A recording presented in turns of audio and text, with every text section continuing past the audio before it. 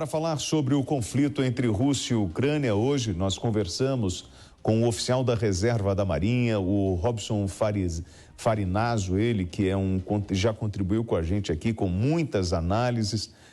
Farinazzo, uma boa noite, obrigado pela gentileza de atender o jornalismo da Jovem Pan News. Nós estamos com a Fabiana Barroso. Antes de passar a palavra para você, Farinazzo, eu queria trazer a fala do Luca Bassani, que é o nosso correspondente na Europa.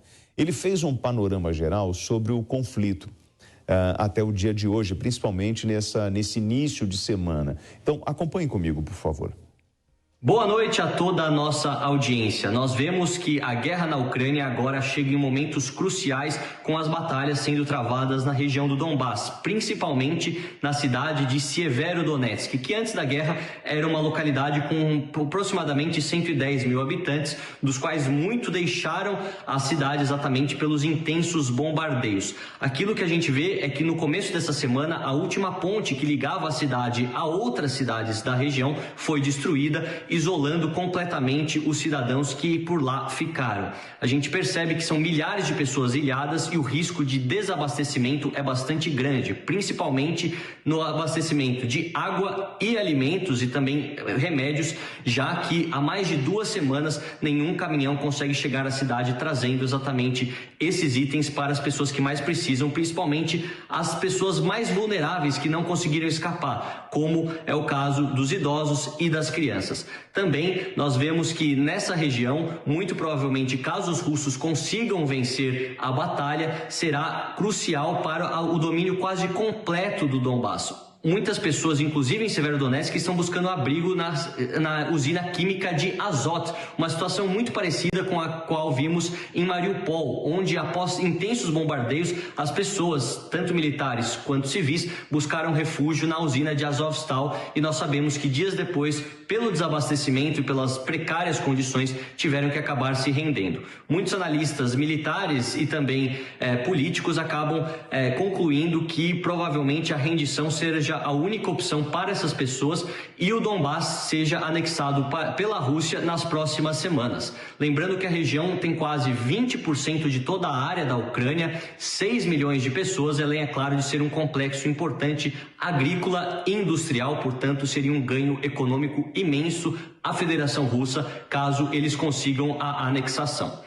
Outro dado que preocupou bastante hoje, divulgado pela Unicef, é que cerca de 2/3 das crianças de toda a Ucrânia foram diretamente afetadas pela guerra, seja através da imigração forçada, se tornando refugiadas, seja através do deslocamento interno, muitas vezes naquele fluxo do leste ao oeste do país, por conta das cidades serem mais seguras, seja também pela destruição de todo o complexo infraestrutural da educação ucraniana. Muitas escolas destruídas, muitos complexos poliesportivos, também áreas de lazer, portanto, crianças que abandonaram a escola, a sua educação e também a sua infância, já que não tem a possibilidade de ter nenhum tipo de brincadeira, algum tipo de prazer nesse momento tão difícil. Realmente, o futuro da Ucrânia está bastante comprometido, seja do aspecto econômico, seja do aspecto social, humanitário. Muitos acreditam que a Ucrânia possa vir a ser um estado falido, uma vez que essa guerra acabe. No ponto de vista diplomático, pouco mudou de ontem para hoje, mas nós vemos que 3 dos principais líderes da União Europeia, Mario Draghi, primeiro-ministro da Itália, Olaf Scholz, o chanceler alemão e o presidente francês Emmanuel Macron, estão juntos indo a Kiev para fazer uma visita que tende a ser a mais importante desde que a guerra começou. Todas as atualizações continuaremos a passar em primeira mão a toda a nossa audiência. Luca Bassani, de Munique, na Alemanha, para a Jovem Pan News. Farinazzo, a gente ouvindo o Luca Bassani, principalmente sobre Severodonetsk, a palavra rendição nesses 113 dias de guerra é uma palavra que praticamente não existe para o exército ucraniano, ou eu estou enganado? William, boa noite, boa noite, Fabi, boa noite, ouvintes da PAN. Fabi, há quanto tempo, hein? Gravamos hoje de manhã aí para os Jogos de Guerra.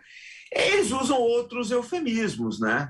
O Zelensky usa o eufemismo, mas, na verdade, é uma rendição que aconteceu ali no Azovstal, em Mariupol. Agora, o problema é o seguinte, William, o que a gente questiona ali, né, em Severodonetsk, em todo o Donbass, é que os russos formaram uma série de caldrões, né, de caldeirões. Então, eles vão cercando aquelas tropas ucranianas, bombardeiam até chegar ao esgotamento total e acaba havendo a capitulação.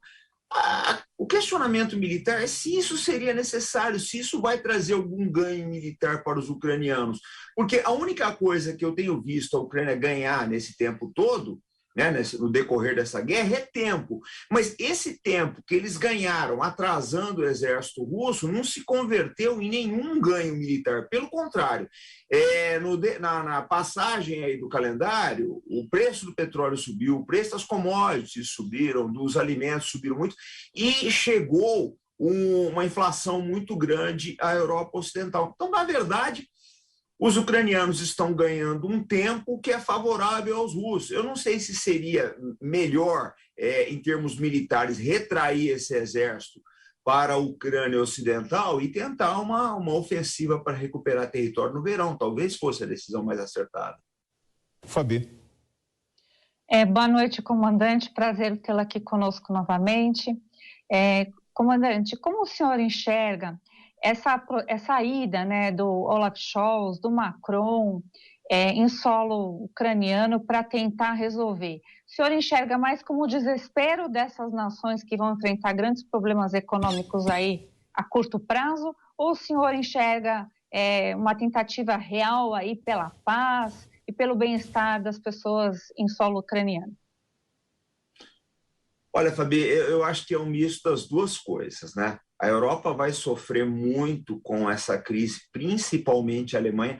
O temor dos alemães, principalmente pressionados pelo empresariado, é haver um desabastecimento total do gás, aí, eliminando essa matriz energética, e haver uma debacle ou uma semi-debacle na indústria manufatureira alemã. Então, a gente suspeita que o Scholz foi lá exatamente para isso. Há algumas coisas que sinalizam nessa direção. Por exemplo, né, a Alemanha ela não autorizou a Espanha a fornecer carros de combate Leopard para o exército ucraniano e outros pedidos que os ucranianos fizeram aí de material pesado. Eu acho que o Scholz está sendo muito pressionado nesse sentido. Então, na verdade, ele é pressionado dos dois lados. Por um lado, os aliados, né, da OTAN, principalmente Reino Unido e Estados Unidos, pressionam para continuar a guerra. E, do outro lado, o empresariado está falando para ele, olha, se continuar isso e a Rússia cortar o abastecimento total de gás, como ela já cortou uma boa parte, e levou uma grande alta dos preços aí do gás natural, nós vamos ter uma debacle. Então, a situação do Scholz é muito difícil. Eu acredito que desses três, ele é quem tem mais motivos para querer o fim imediato dessa guerra. O Macron tem feito algumas iniciativas desse sentido, a situação dele também é bastante complicada, e a do Draghi não é melhor que nenhum dos dois. Então, eu acho que eles podem tentar uma pressão em cima do Zelensky, mas eu não acho que nenhuma iniciativa de paz será possível sem o approval de Washington e Londres. Esses dois players são muito importantes.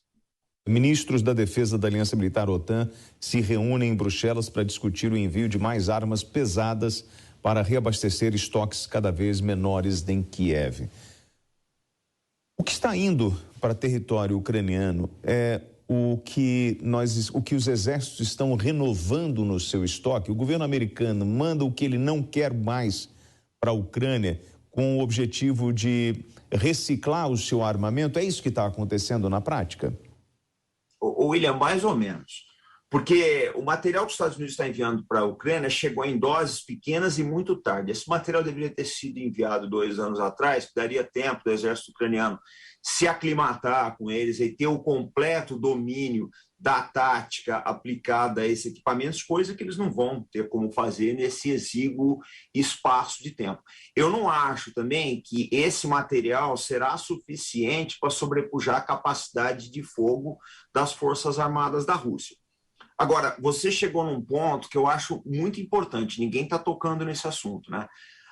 Eu vejo muita gente falando, os Estados Unidos está entregando material velho e esperando novo. Só que esse material novo que a indústria americana está querendo, ele não vai chegar antes de provavelmente 2023, 2024. Por quê? A indústria americana está enfrentando um problema seríssimo, a indústria de defesa, do fornecimento de antimônio e titânio, principalmente antimônio, que é a base de munição perfurante, de óculos de visão noturna, de alguns componentes explosivos, de espoletas, etc. E por incrível que pareça, por um azar muito grande do destino, as maiores reservas de titânio estão na Rússia, Ucrânia e China, e antimônio é Rússia e China. Então, os Estados Unidos realmente, a indústria de defesa americana, ela vai enfrentar um problema muito sério. Eu não sei, né, se o equipamento que os americanos estão fornecendo, principalmente os americanos, estão fornecendo para a Ucrânia, vai ser reposto num curto espaço de tempo.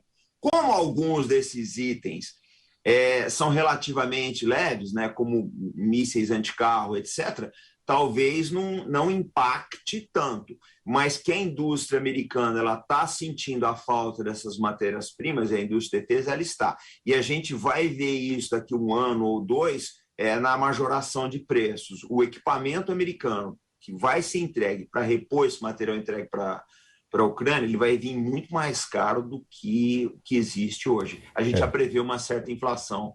E Fabi já fez duras críticas ao Biden aqui, inclusive hoje ele anunciou aí o envio de $1 bilhão em ajuda militar para a Ucrânia e mais 225 milhões para auxílio militar, Fabi, ou melhor, humanitário.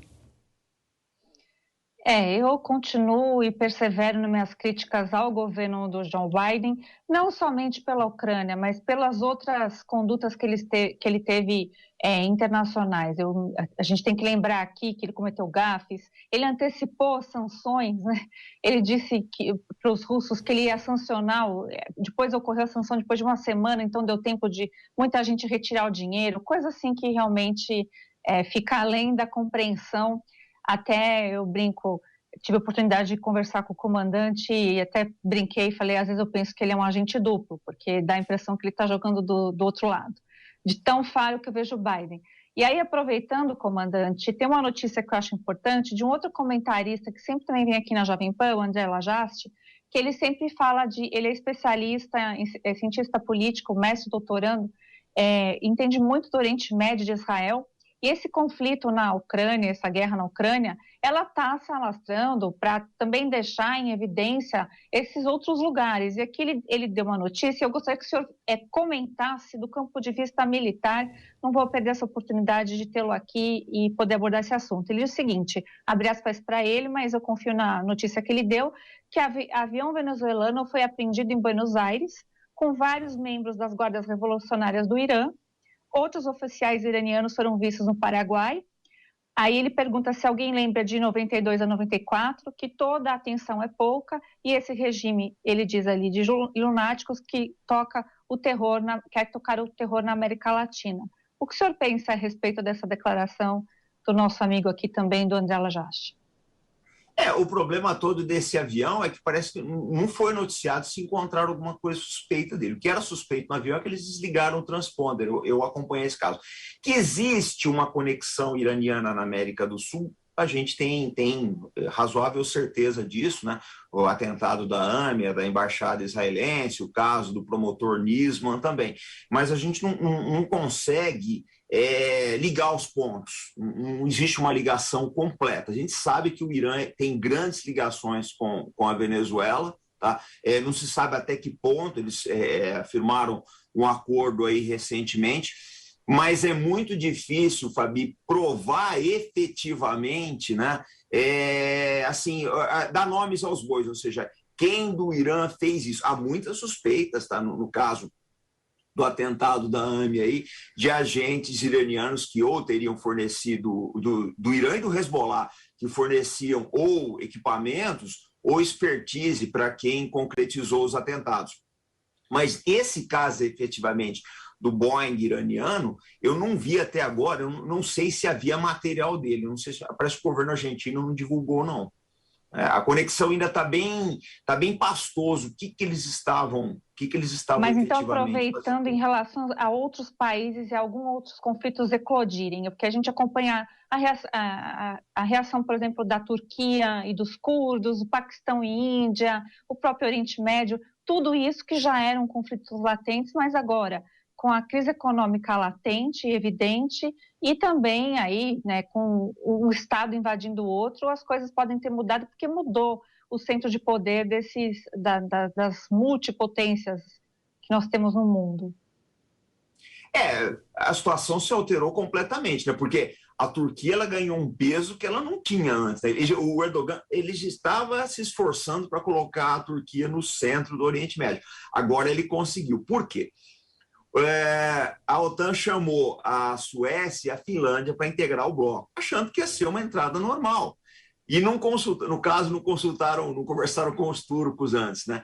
E o Erdogan, ele viu isso aí, uma oportunidade de negócio. Ele está batendo o pé, ele fez uma série de exigências aí que eu acho difícil a Suécia atender por motivações políticas internas, né?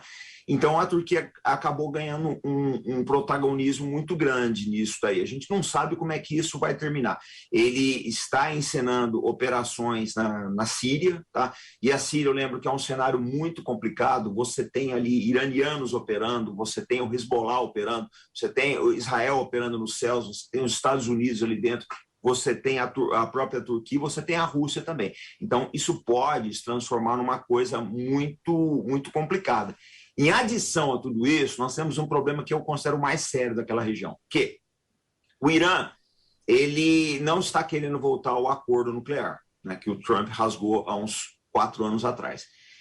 Então, há uma suspeita muito grande que o Irã ou está muito próximo que eu digo a semanas de fazer uma bomba atômica, ou ele já tem. Então, o cenário realmente complicou bastante. A guerra da Ucrânia mudou o mundo, tá? Eu não sei se volta a ser o que era, não.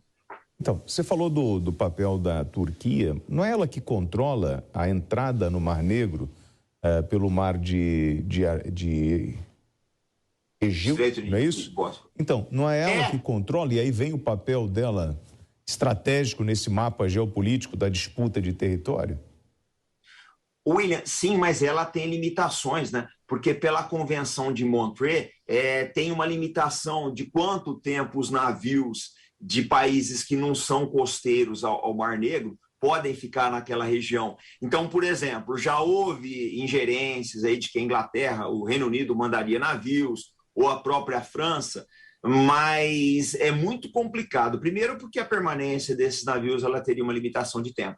Segundo, também, porque taticamente é arriscadíssimo. O Mar Negro é praticamente um lago da Rússia. Você está ao alcance de toda a aviação e todos os mísseis de médio e longo alcance que os russos têm ali na costa. Então, acho que seria uma coisa bastante complicada. Mas eu não tenho dúvida de uma coisa, tá?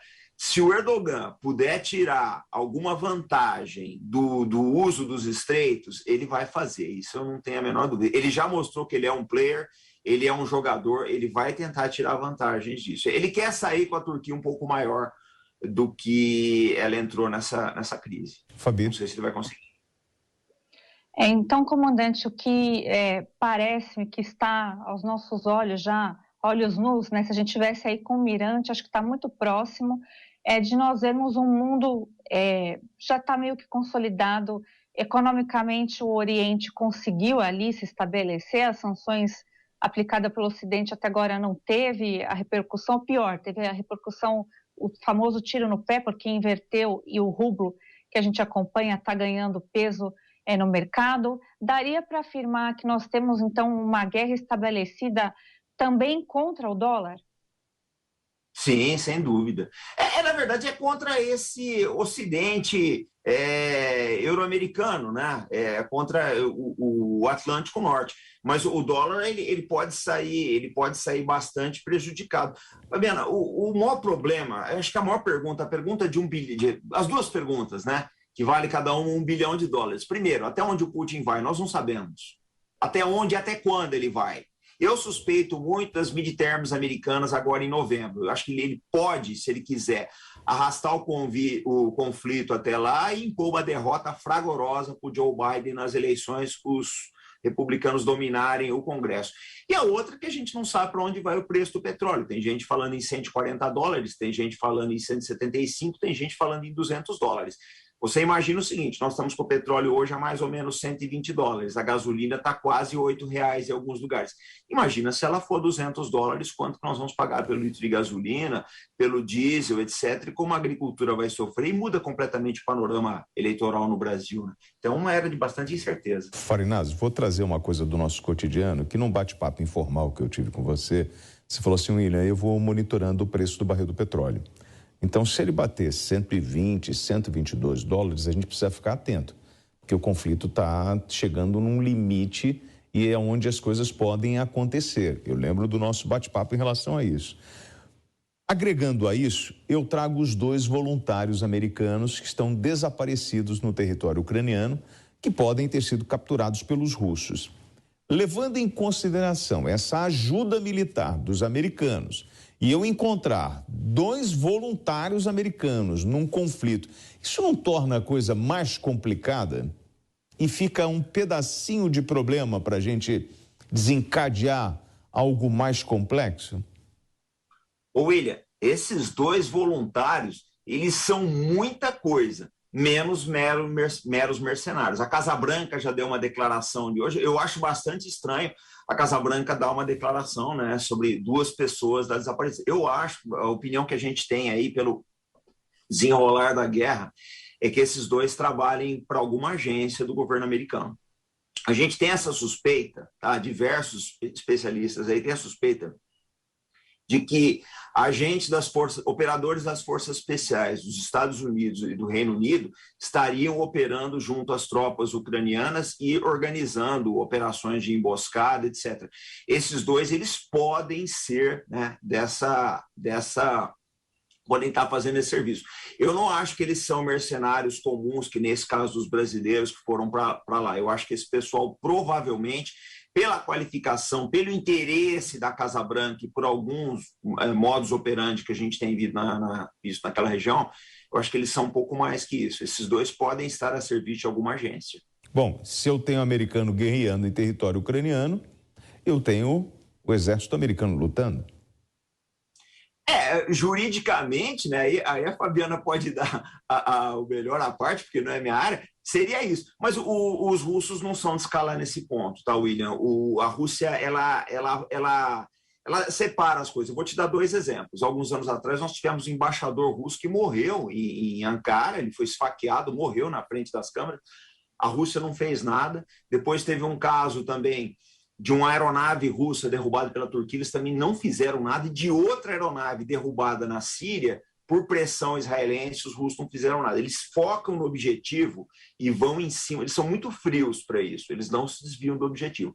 Eu acho que mesmo que os russos consigam provar que há um envolvimento dos americanos, eles não vão querer escalar para uma 3ª guerra mundial numa coisa que eles estão, na minha visão, estão conseguindo os objetivos, que é derriçar a economia, né? Eu acho que eles não vão se desviar disso agora. Já não se desviaram por coisas mais complicadas, como o afundamento do Moskva e a morte de alguns generais, né? Eu acho que não vai ser dessa vez que... Fabi? Pelo menos no momento. Comandante, vamos pegar esse tema porque as pessoas têm muito interesse. Foi muito explorado em filmes de Hollywood essa questão de ter mesmo agente infiltrado. Nós sabemos, é verídico, né, que tem as agências de inteligência, isso não é teoria da conspiração, é real. Mas o quanto disso, neste momento atual lá na Ucrânia, daria para a gente avaliar se tem interferência? Vou dar um exemplo aqui de que aconteceu nesse conflito agora, nessa guerra, quando foi noticiado lá o conflito de Bucha, e teve lá aquelas imagens de satélite, o que a mídia tradicional já cravou como certa, e eu recordo que o senhor até trouxe, né, um questionamento justo. Então, nesse sentido, quanto que existe de infiltração na informação nessa guerra da Ucrânia com a Rússia atualmente? Os 2 lados, Fabiano, os 2 lados mentem muito. Eu acho o seguinte, o SBU, que é o Serviço de Segurança Ucraniano, ele é cria do KGB, né? E o FSB, e o SVR e o GRU russo também são crias do KGB. Os 4 serviços são excelentes. Esse SBU ucraniano, eu considero hoje um dos melhores do mundo. Eles são muito bons em propaganda, né? Eles são muito bons nisso, como os russos também são. Então não dá para acreditar em ninguém. Você pode ver o seguinte, duas coisas engraçadas que aconteceram, duas coisas curiosas que aconteceram logo no começo da guerra. Primeiro foi aquela acusação que os russos levaram ao Conselho de Segurança da ONU dos biolabs. Depois morreu. Se admitiu, a Victoria Nuland admitiu numa hearing no Congresso americano que os laboratórios estavam lá, mas o negócio não prosseguiu. E, ao mesmo tempo, o negócio de burra também, né? Que os ucranianos levaram e acabou não prosseguindo. As duas coisas podem ou não ser propaganda, ter sido fabricado. A gente tem que lembrar que os dois serviços de inteligência são muito bons e são filhos do mesmo pai, que é o antigo KGB, né? Eles jogam muito bem, aquele pessoal joga muito bem, não dá para acreditar em nada do que chega de lá. Eu não uso vídeos para análise exatamente por causa disso, porque a gente sabe que o pessoal joga bem aí e eles acabam enganando mesmo. São especialistas, e são mais de 80 anos, 70 anos de expertise no KGB. Né? Ô, Farinazzo, falar em KGB, CIA, essa figura que a Fabi levantou, né, do 007, esse 00, isso é real? Existe esse agente que tem autorização para matar? Isso é fato ou isso está no nosso imaginário em função dos filmes de Hollywood? Isso é para vender filme, William. Eu falo sempre o seguinte, que o melhor espião é o mosca morta. Os melhores espiões da história, se você olhar a história do KGB, do Stasi, são as secretárias. É aquele pessoal que lida com papel, sabe, que tem acesso a relatório, tem acesso à agenda de chefes, de ministros, as pessoas veem tudo, é o mosca morta, é o faxineiro, é o secretário, é o oficial de gabinete, é esse pessoal que consegue as grandes informações, porque tem acesso a tudo, são invisíveis, passam despercebidos. Eu lembro que teve um caso famoso na Alemanha Ocidental, que a Stasi plantou, o Markus Wolf, que era o chefe da Stasi, era um cara muito bom, um dos melhores espiões de todos os tempos da Alemanha Oriental, e ele plantou, né, a gente chama de Romeu, ele plantou um Romeu no gabinete do primeiro-ministro alemão, e os caras conseguiram descobrir tudo, mas o melhor agente é esse daí, aquele cara que você não suspeita, né? Em geral, secretárias, secretários, etc. Aí nós conversamos com o oficial da Reserva da Marinha, Robson Farinazzo, ele do Arte da Guerra. Obrigado pela gentileza desse bate-papo, falando dos bastidores da guerra na Ucrânia. Lembrando que nós estamos com 113 dias de conflito. E quero poder contar mais com o senhor aqui nesse bate-papo. Conta com a gente, Yuri. Eu espero que esse conflito acabe, mas eu não estou otimista, não. Mas conta com a gente. Você sabe que todos que passaram por aqui falam a mesma coisa. Infelizmente, ninguém consegue apontar para a gente o diálogo e o fim desse conflito. O que é muito triste, né? Em função de tudo que a gente está vendo. Obrigado, boa noite, bom descanso, Farinazzo. Boa noite para vocês. Até mais, boa noite, pessoal.